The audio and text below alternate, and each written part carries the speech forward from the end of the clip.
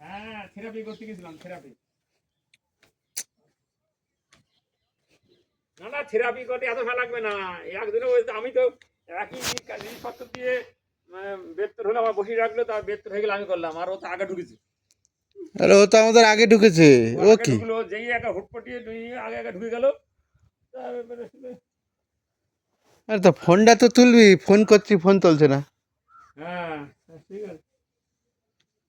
এই ওই এখানে ওইটা দিলাম